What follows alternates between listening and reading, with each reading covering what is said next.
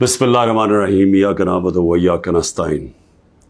میرے پاکستانیوں، میں ابھی رات کے تقریباً 12 بجنے لگے ہیں، تو میں آپ کے سامنے صرف مختصر بات کرنا چاہتا ہوں، اور وہ بات ہے یہ جو سارا توشہ خانہ کا ڈرامہ چل رہا ہے۔ تو میں یہ واضح کر دوں کہ یہ ضروری آپ کا سمجھنا ہے کہ یہ توشہ خانہ یہ ہے کیا۔ یہ توشہ خانہ 70 سال سے ایک ہی قانون بنا ہوا ہے توشہ خانہ کا، جو جس کو بھی تحفے ملتے ہیں 70 سال سے، چاہے prime minister, president, minister, army chief, وہ ساروں کا ایک ہی قانون ہے۔ اسی قانون کے مطابق جو بھی توشہ خانہ سے میں نے چیزیں لی، اس قانون کے مطابق چلا۔ اب یہ کیس جو توشہ خانہ کا چلنا شروع ہوا، یہ آپ کو سمجھنا چاہیے کہ اس کیس کے اوپر، یہ توشہ خانہ کیس کے اوپر میرے گھر کے اوپر حملہ ہوا۔ 4 دن پہلے پولیس پہنچ گئی کہ جی آپ نے وہ توشہ خانہ کا ایک میجسٹریٹ کے سامنے کیس سننے جانا ہے۔ 4 دن پہلے پولیس پہنچ گئی، اور یہاں پورا میرے گھر کے اوپر 26 گھنٹے اٹیک ہوا۔ مجھے جب 9 مئی کو غیر آئینی اور قانونی طور پہ اغوا کیا گیا اسلام آباد ہائی کورٹ سے، تو مجھے جب جیل میں لے گئے پولیس لائنز میں، وہاں مجھے ایک دم پتہ چلتا ہے کہ ایک جج صاحب، جج ہمایوں دلاور وہاں بیٹھے ہوئے ہیں، اور وہ آپ کے اوپر توشہ خانہ کے کیس کے اوپر کوئی کاروائی کرنا چاہتے ہیں۔ نہ میرا وکیل، نہ مجھے کیس کا پتہ، اور پتہ چلتا ہے کہ وہ ادھر آ کے میرے اوپر فرد جرم لگا کے چلے جاتے ہیں۔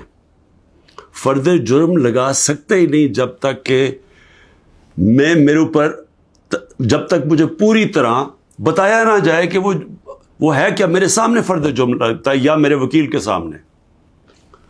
جب ہمیں یہ پتہ چلا، اس سے اگلے دن ہم نے ریکیوزل کا کہا۔ ہم نے کہا جی ہمیں ان جج صاحب سے جس طرح انہوں نے کارروائی کی ہے، ہمیں کوئی انصاف کی توقع نہیں ہے۔ یہ 11 مئی کو ہم نے کیا۔ اس کے بعد بہرحال ایک پورا سلسلہ چلتا رہا، جس میں یہ واضح ہوتا گیا کہ ایک پلان بنا ہوا ہے کہ توشہ گارہ میں عمران خان کو ڈسکوالیفائی کرنا ہے۔ مجھے ایک سوال دیے گئے، 35 سوال دیے گئے، کویسچن جج صاحب نے کہ جی ان کے جواب دو۔ محرم کی چھٹیاں بھی تھی، خیر ہم نے بڑا زور لگا کے اس کا جواب تیار کیا۔ میں نے کوئی 1 گھنٹہ عدالت میں کھڑے ہو کے کل سارے سوالوں کا جواب دیا۔ انہوں نے 2 کوئی گواہ رکھے ہوئے تھے، سرکاری گواہ۔ کوئی بھی ایسی چیز نہیں تھی جو میں نے 35 سوالوں میں جواب نہیں دیے، ایک چیز کا جواب دیا۔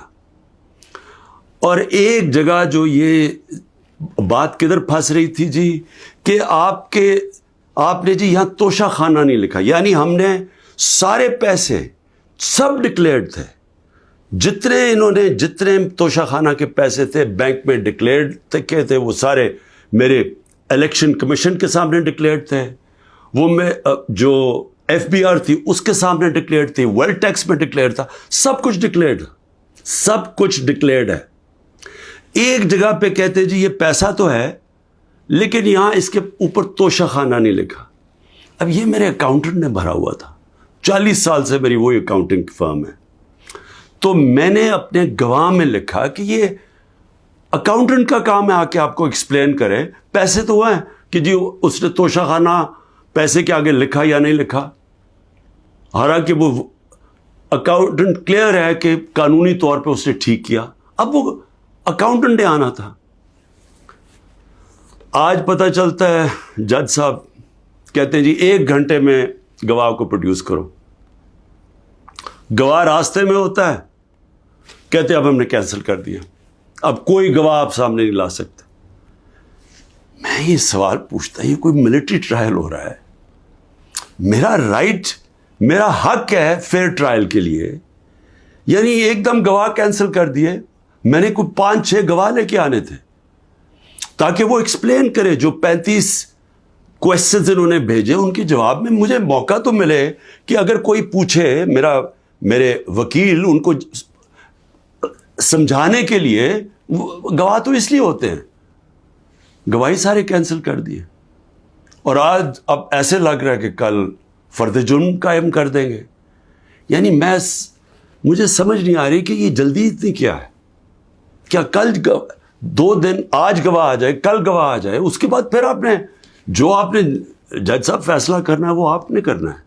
لیکن مجھے تو موقع ملے کہ ہر دنیا میں ایک موقع ملتا ہے انسان کو فیئر ٹرائل کا، وہ مجھے موقع دینا چاہیے. اور ابھی سپریم کورٹ میں یہ بھی کہہ دوں کہ ہم نے ریکیوزل کا بھی ان جج صاحب کا کہا ہوا ہے کہ ہمیں ان کے اوپر اعتماد نہیں ہے. وہ پڑا ہوا ہے اسلام آباد ہائی کورٹ میں. وہ اسلام آباد ہائی کورٹ بدقسمتی سے فیصلہ نہیں کر رہے چیف جسٹس صاحب. میں یہ بھی کہہ دوں کہ صرف اتنی زیادہ، پتہ نہیں میں کتنے کیسز میں ہوں، صرف 2 ججز کے اوپر میں نے ریکیوزل کا کہا ہوا ہے. ایک اسلام آباد ہائی کورٹ کے چیف جسٹس اور دوسرے یہ جسٹس دلاور.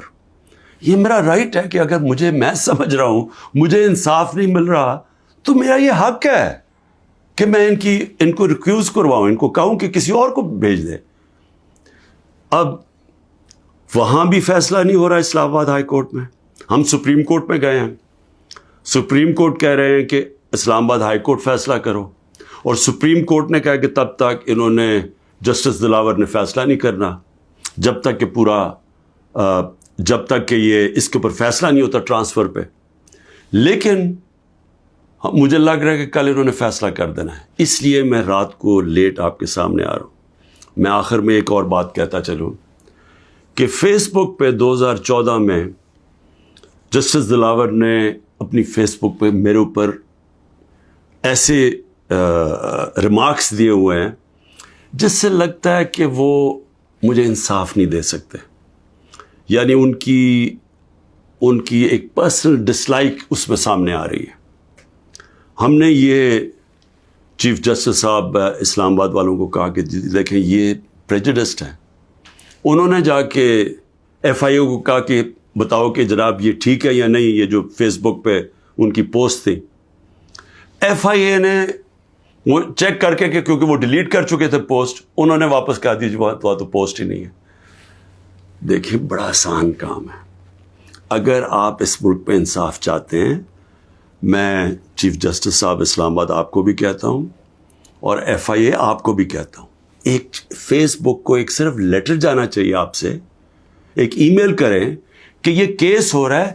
90 دن تک ان کے پاس ریکارڈ ہوتا ہے. اگر آپ ڈیلیٹ بھی کر دیں کوئی پوسٹ تو 90 دن تک فیس بک کے پاس اس کا ریکارڈ ہے. صرف ایک ای میل کی ضرورت ہے. پتہ چلوا لیں کہ کیا انہوں نے واقعی انہوں نے پوسٹ کی تھی یا انہوں نے نہیں کی تھی. آدھے گھنٹے میں سارا اس کا پتہ چل جائے گا کہ کیا جسٹس دلاور نے واقعی وہ میرے اوپر جو بڑی ان کا مائنڈ شو کرتا ہے کہ وہ شاید میرے سے انصاف نہ کر سکیں، وہ پوسٹ میں ریفلیکٹڈ ہے. پتہ چل جائے گا کہ ہے یا نہیں ہے. تو ہم صرف میں یہاں بیٹھا ہوا ہوں، 200 کیسز ہونے لگے ہیں، ایک ایک فیس کرنے کے لیے تیار ہوں، فیس کر رہا ہوں. پچھلے 2 مہینے میں 350 عدالت میں کیسز کے اندر میری پیشی ہو چکی ہے. 350، یہ بھی ریکارڈ ہے. میں آگے بھی تیار بیٹھا ہوں، لیکن صرف یہ چاہتا ہوں کہ انصاف ملے. اور انصاف ملنا کوئی مشکل کام نہیں ہے. اگر صرف مجھے یہ موقع دیا جائے کہ اگر میں یہ سمجھتا ہوں کہ کوئی جج میرے سے انصاف نہیں کر رہا تو یہ میرا حق ہے کہنا کہ جی ٹرانسفر کر دیں کیس کسی اور جج کو. تو میں ابھی بھی امید رکھتا ہوں کہ کل فیصلہ کرنے سے پہلے اسلام آباد ہائی کورٹ اور سپریم کورٹ میری بات سنیں گے تاکہ مجھے فیئر ٹرائل مل سکے. شکریہ.